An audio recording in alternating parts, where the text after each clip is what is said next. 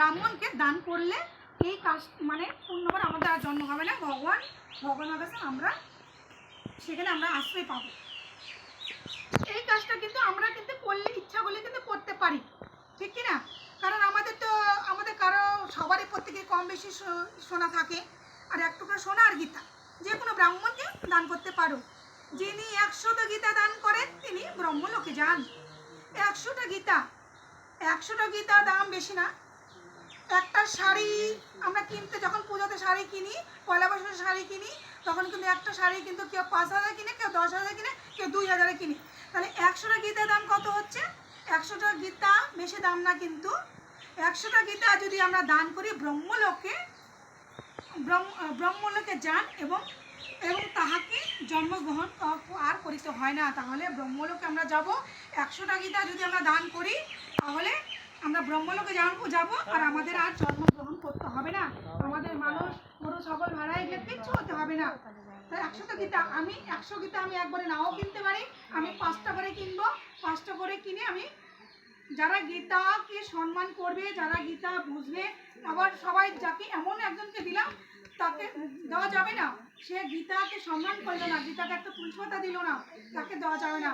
দিতে হবে এমন লোককে যাতে গীতাকে সম্মান করে, তাকে দিতে হবে।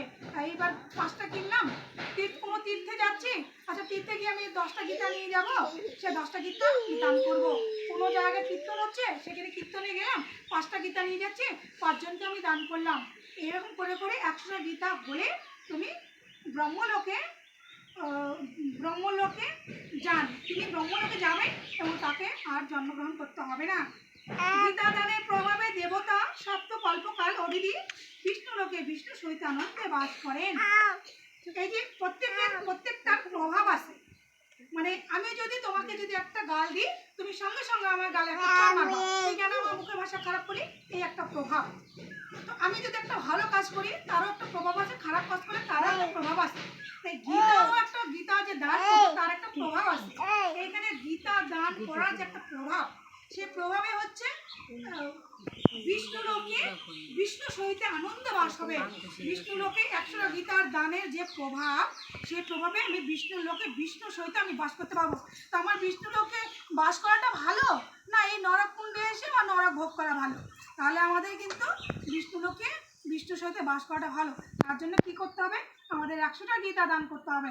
100টা গীতা আমি একসঙ্গে দান করতে পারবো না, আমি 5টা করে, 2টো করে, 1টা করে, 10টা করে আমি দান করব। এটা মনে আমাদের রাখতে হবে।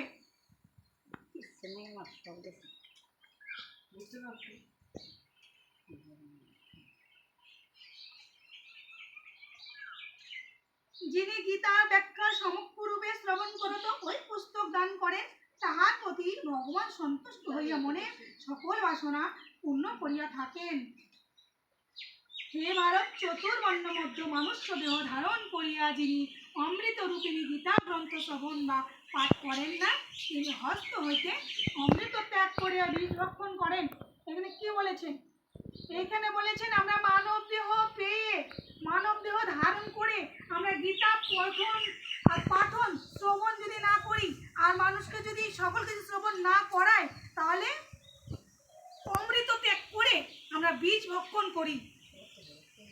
এখানে গীতাতে বলেছেন যে আমরা অমৃত ত্যাগ করে বীজ ভক্ষণ করি।